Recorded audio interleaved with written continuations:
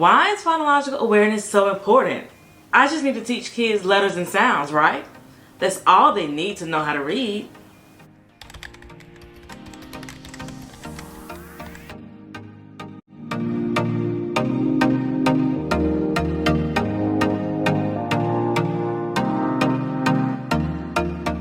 So now that we know what phonological awareness is, and oh, by the way, if you missed the first video, it's this one. Go check it out.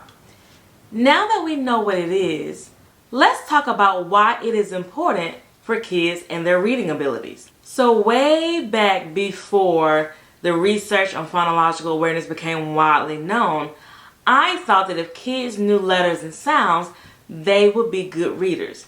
My first years of teaching, that's what I really focused on.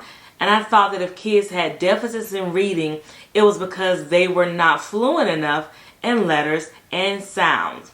Boy, was I wrong. When I moved to kindergarten, I really got a full understanding of why this does not help kids grow in their reading skills. I would have students that would enter kindergarten and they would know all of their letters and all of their sounds, but they still struggled with reading. As the year went on, they didn't make that much progress in their reading skills, even though they knew their letters and sounds. On the reverse side, I had students who did not know nearly enough letters and sounds. They may have known a few, but they were proficient in phonological awareness. Once they learned letters and sounds, it's like it all magically fell into place and they took off in reading and decoding. Phonological awareness is really the glue that helps letters and sounds and the alphabetic principle become what I like to call sticky. So the quote says, a child's level of phonological awareness when they reach the end of kindergarten is a strong predictor of their future success in reading. So why is it important? It has huge implications for reading and spelling development.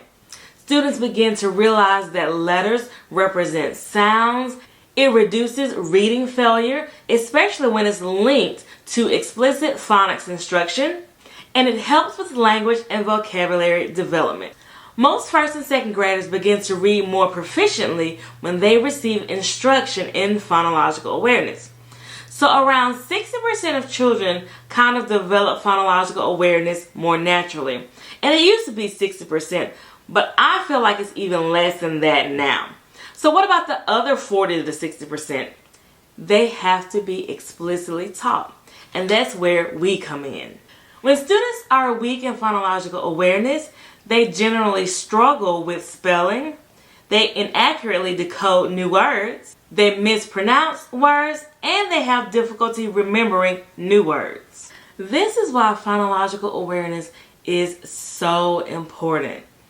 If you want your students to show growth in reading, then phonological awareness is where you need to start. And no student is too old. If a student has a deficit in that area, then they need explicit instruction. It is my hope that you take another look at struggling readers in your classroom and you begin to think about what deficits they may have in phonological awareness. I promise you, you won't regret it. See you guys next time.